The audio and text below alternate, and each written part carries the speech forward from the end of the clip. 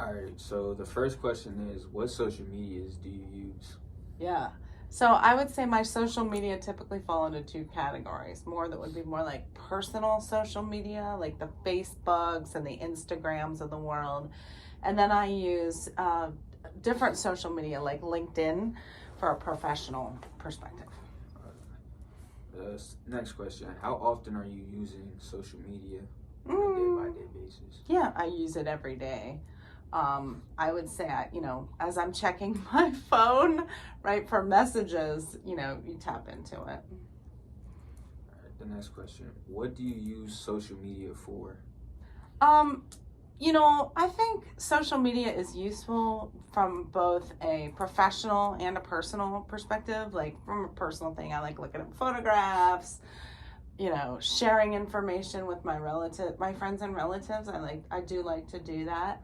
But like if you think about the professional aspects of social media, like I also like to find out about articles that my friends are publishing, things that are happening in the industry, trends and public relations in my field. All right, next question, do you feel that social media benefits anything that you do, like in particular, like your job or like at home or something like Yeah. that? Well, sure. I mean, as a media and journalism professor, I'm always looking at the impact of social media from a personal perspective. I'm not sure. I'm not sure I understand the question. Like, what do you mean? Like you being a teacher, does it have any does using social media have any benefits to that, or like, Oh, okay. yeah. Oh, of course, yeah. So, like, in the work that I do, I'm involved in a number of, social media groups, if you will. Like, on campus, we have the Student Public Relations Student Society of America, PRSSA. I'm involved, like, with PRSA nationally and other professional organizations. And so I engage in their social media, right? So I'm following what's happening with the Universal Accreditation Board. I'm following, Association for Measurement in Communication. Like I'm always looking at those national groups and their social media. Okay, so how do you see social media changing like years from now, for the better or for the worse? Well, I do believe that we're going to continue to see fragmentation of the media and we'll continue to see more social media channels emerge. There will always be the new.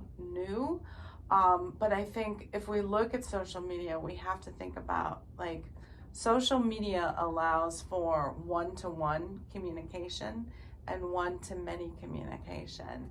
And so we're going to see more fragmentation, more tribalism, if you will, as people have their own, pockets of, friends and, other people that have similar interests.